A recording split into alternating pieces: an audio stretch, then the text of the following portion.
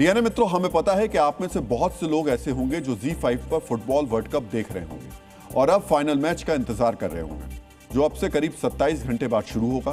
Final match Argentina और Spain के बीच होना है, लेकिन हमारे विश्लेषण के केंद्र में अर्जेंटीना के स्टार फुटबॉलर मेसी या स्पेन के युवा फुटबॉलर यमाल नहीं है। हमारे विश्लेषण के केंद्र में अमेरिका के राष्ट्रपति डोनाल्ड ट्रंप हैं, जो स्टेडियम में जाकर फुटबॉल वर्ल्ड कप का मैच देखेंगे। फुटबॉल की भाषा में कहें, आज हम ट्रंप को सेंटर फॉरवर्ड में रखते हुए इस फाइनल मैच का कूटनीतिक विश्लेषण करेंगे। एक फुटबॉल प्रेमी के रूप में आपको यही लगता होगा कि फाइनल मैच अर्जेंटीना और स्पेन के बीच है, लेकिन इसका दूसरा पहलू यह है कि फाइनल मुकाबला ट्रंप के मित्र देश और ट्रंप के विरोधी देश के बीच, और इसीलिए यह फाइनल ट्रंप के लिए नाक की लड़ाई बन गया है। आज आपको यह जानना चाहिए कि आखिर फुटबॉल की इस जंग में ट्रंप का क्या हित छिपा हुआ है और वो किस टीम को जीतते हुए देखना चाहते हैं। मित्रों, फुटबॉल विश्व कप में ट्रंप की दिलचस्पी इतनी क्यों है, इसे हम 3 पॉइंट्स के जरिए आपको समझाने वाले हैं। पहला, दोनों फाइनलिस्ट देशों के साथ ट्रंप के संबंध।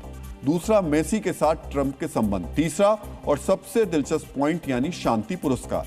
अब आप सोच रहे होंगे फुटबॉल में शांति पुरस्कार कहां से आ गया, तो इसे समझने के लिए विश्लेषण को अंत तक देखिएगा। डीएनए मित्रों, जैसा कि हमने आपसे कहा, फुटबॉल वर्ल्ड कप में जिन 2 देशों की टीम फाइनल खेलने वाली है, उनमें से एक ट्रंप का कट्टर मित्र है और दूसरा कट्टर दुश्मन।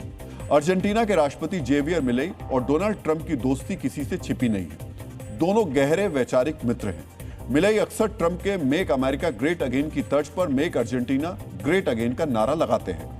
मिलेई खुलेआम ये कहते रहे हैं कि वो अमेरिका और इजराइल को अपना सबसे बड़ा स्वाभाविक सहयोगी मानते हैं। मिलेई ने सत्ता में आते ही चीन से दूरी बनाई, जो सीधे तौर पर अमेरिकी कूटनीति के लिए एक बड़ी जीत है। दोनों नेताओं के बीच इतनी समानता है कि जेवियर मिलेई को अर्जेंटीना का ट्रंप कहा जाता है।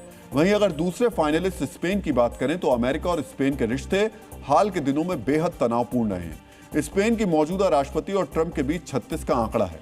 व्यापारिक समझौतों से लेकर नेटो के खर्चों तक स्पेन और ट्रंप प्रशासन के बीच कई बार तीखी बयानबाजी हो चुकी है। यही वजह है कि ट्रंप किसी भी कीमत पर नहीं चाहेंगे कि स्पेन जैसा देश, जो उनके राजनीतिक विचारों का विरोधी है, वो वर्ल्ड चैंपियन बनकर वैश्विक मंच पर छा जाए। ट्रंप अर्जेंटीना का खुलकर इतना समर्थन इसलिए भी कर रहे हैं क्योंकि इस टीम के कप्तान लियोनेल मेसी हैं। अमेरिका और मेसी का एक गहरा कनेक्शन भी है। अमेरिका में फुटबॉल की एक लीग है MLS, यानी मेजर लीग सॉकर। कुछ साल पहले तक इसे दुनिया क्या अमेरिका में कोई नहीं जानता था, लेकिन साल 2023 में मेसी की एंट्री के बाद ये लीग अब पूरी दुनिया में देखी जाती है। इंटर मियामी टीम के लिए मेसी का खेलना इस लीग के लिए वरदान साबित हुआ। मेसी सिर्फ इस लीग का चेहरा नहीं है, बल्कि उनके आने से लुइस सुआरेस और सर्जियो बुस्केट्स जैसे कई बड़े खिलाड़ी इस लीग से जुड़ गए। ट्रंप खुद कई बार मेसी से मुलाकात भी कर चुके हैं। व्हाइट हाउस में इसी साल एक इवेंट पर ट्रंप ने मेसी की तारीफ करते हुए यह भी बताया था कि उनके बेटे बैरन ट्रंप उनके बहुत बड़े फैन हैं। यानी अर्जेंटीना और मेसी से करीबी और स्पेन से दुश्मनी की वजह से ट्रंप हर हाल में अर्जेंटीना की जीत और स्पेन की हार चाहते हैं। मित्रों, ट्रंप अर्जेंटीना का सपोर्ट करने के लिए कल न्यू जर्सी स्टेडियम में मौजूद भी रहेंगे, जहां फाइनल मैच होना है। कल के फाइनल मुकाबले से पहले ट्रंप ने न्यूयॉर्क में आयोजित रिसेप्शन में भी हिस्सा लिया। इस पार्टी में भी ट्रंप ने अर्जेंटीना का खुलकर समर्थन किया। ट्रंप ने वहां मौजूद तमाम डेलीगेट्स के सामने स्पेन को नजरअंदाज करते हुए सीधे तौर पर मेसी और अर्जेंटीना की तरफ अपना झुकाव दिखा दिया। पार्टी में ट्रंप ने जमकर मेसी की तारीफ की। ट्रंप का पूरा फोकस इस बात पर था कि कैसे अमेरिका में होने वाले इस वर्ल्ड कप फाइनल इवेंट को ऐतिहासिक बनाया जा सके, और इसका सार अर्जेंटीना और मेसी के सिर सजे। मित्रों, आपने अभी तक ट्रंप को युद्ध, टैरिफ और कूटनीति पर चर्चा करते सुना होगा। आमतौर पर वो खेल कूद से दूर ही रहते हैं, लेकिन अचानक फुटबॉल में इतनी दिलचस्पी लेने के पीछे कुछ तो वजह रही होगी। ट्रंप कोई भी कदम बिना अपने हित सोचे नहीं उठाते। ऐसे में फुटबॉल में इतनी दिलचस्पी लेने के पीछे क्या है, आपको यह भी समझना चाहिए। फुटबॉल के जरिए ट्रंप क्या कूटनीति कर रहे हैं, आपको यह भी देखना चाहिए। संयुक्त राष्ट्र में 193 सदस्य देश हैं, लेकिन फीफा में 211 सदस्य संघ हैं। फीफा के पास दुनिया के कई छोटे बड़े देशों की राजनीति को प्रभावित करने की ताकत है। ट्रंप इसी का फायदा उठाना चाहते हैं। फीफा प्रमुख जियानी इन्फेंटिनो के साथ अच्छे संबंध बनाकर ट्रंप अपना प्रभाव बढ़ाना चाहते हैं। इस बार फुटबॉल वर्ल्ड कप की मेजबान अमेरिका, कनाडा को सामूहिक तौर पर मिली थी, लेकिन अपनी पैठ बढ़ाकर ट्रंप अगले साल पूरे इवेंट की मेजबानी अकेले लेना चाहते हैं। दूसरी बड़ी वजह यह कि ट्रंप फुटबॉल मैच के 90 मिनट को अनौपचारिक बातचीत और मुलाकातों का हॉट स्पॉट बनाना चाहते हैं। वर्ल्ड कप जैसे इवेंट में दुनिया भर के राष्ट्राध्यक्ष, प्रधानमंत्री, शाही परिवारों के सदस्य और अरबपति पहुंचते हैं।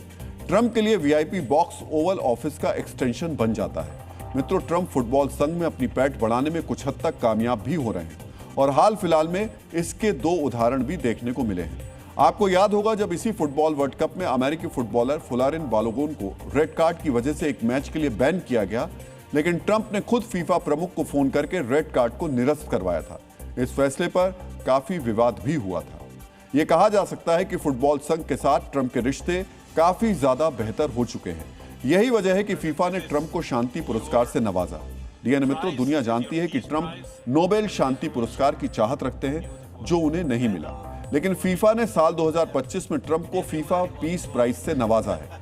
आपको ये जानना चाहिए, ये पहली बार था जब फीफा ने किसी को शांति पुरस्कार दिया था।